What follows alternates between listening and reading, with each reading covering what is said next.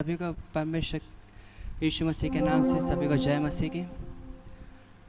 आप सभी के सामने मैं एक बाइबल इमेजिनेशन पेश करना चाहूँगा।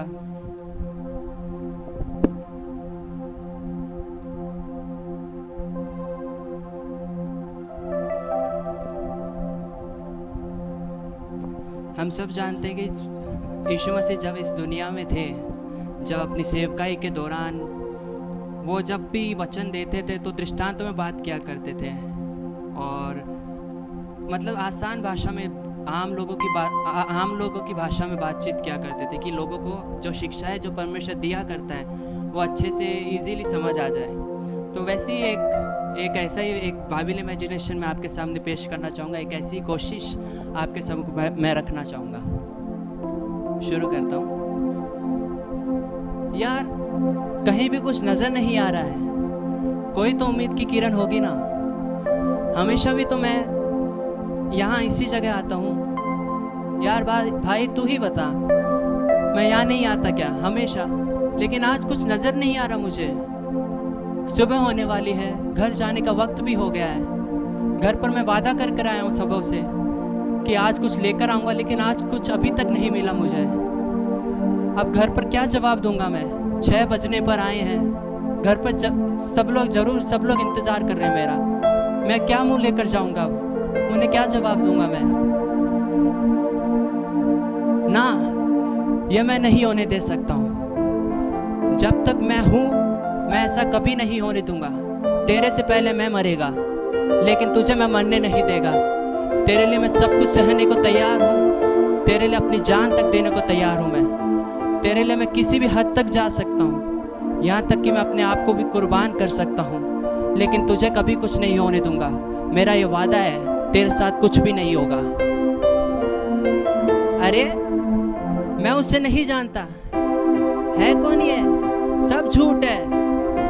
अरे माँ की कसम, मैं उस व्यक्ति को नहीं जानता हूँ। आई शपथ, मैं उसको बिल्कुल भी नहीं जानता हूँ। मैंने उसे पहली बार देखा है और आप लोग मिलने की बात कर रहे हो, आप लोग जानने की बात कर रहे हो। मैं उसे बिल्कुल भी नहीं जानता। आज पहली बार आज मैं यहाँ मिल रहा हूँ उससे। दूर दूर तक मेरा और उसका कोई रिश्ता है ही नहीं। मैं उसे नहीं पहचानता हूँ। अरे बस भी करो, अब छोड़ो ना। अब और कितना चलोगे उसके पीछे पीछे? वो गया, अब उसका वक्त चला गया है, उसका अस्तित्व मिट गया है। भूल जाओ उसे, अब वो मर चुका है, वो दुनिया से गुजर गया है। छोड़ो उसे अब। मैं तो जा रहा हूँ अपने वापस उसी पहले वाले काम में। मेरे साथ कोई आना चाहता है तो आ सकता है। अपने लिए तो वही बढ़िया काम है। अपनी ज़िंदगी अपनी दुनिया तो वही उसी काम में है। वो पुराना वाला काम ही बेहतर है अपना। आ जाओ, सभी चलते हैं हम। यह है मेरी गवाही। एक ऐसी अवस्था जब मेरे कदम फिर से उसी राह की ओर मुड़ गए, उसी काम की ओर बढ़ रहे थे जिस काम में मैं पहली बार असफल हुआ था। जिस सुबह मेरे पास एक आवाज़ पहुंचती है कि क्या तू अपना नाम मुझे दे सकता है? जो असफलता उस काम में मुझे मिली थी उस दिन, वो मुझे अभी तक अपनी ज़िंदगी में कभी नहीं मिली। उस असफलता वाले दिन उस आवाज़ ने मुझसे वादा किया था, जिस आवाज़ के आने का मकसद मैं सच में उस रात को नहीं समझ सका था। जिस रात को मैंने उससे कहा था कि तेरे साथ कुछ गलत नहीं होगा, तेरे साथ कुछ गलत नहीं होना चाहिए, तेरे लिए कुर्बान होने के लिए मैं तैयार हूँ, तुझे कुछ नहीं होगा, मैं हूँ ना। मैं उस रात को समझ नहीं सका था, लेकिन एक रात को मैं अपने बड़े बोल पे खरा नहीं उतर सका। मैंने 3 बार उस आवाज़ का इनकार किया कि मैं उसे नहीं पहचानता, और फिर वापस उसी काम की ओर बढ़ चला जहाँ से उस आवाज़ ने मुझे नाम लेकर बुलाया था। मैं तो अपने वादे पे खरा नहीं उतर सका, लेकिन वो आवाज़ अपने वादे पे वफादार रही। लेकिन एक सुहावनी सुबह ना जाने एक सामर्थ मुझ पर उतरती है और मैं बोलने लगता हूँ। मैंने उस आवाज़ को ठुकरा कर बहुत बड़ी गलती की थी। आज मुझे उस बात का बहुत पछतावा है, लेकिन मैं आज आपसे भी कहता हूँ कि मन फिराओ।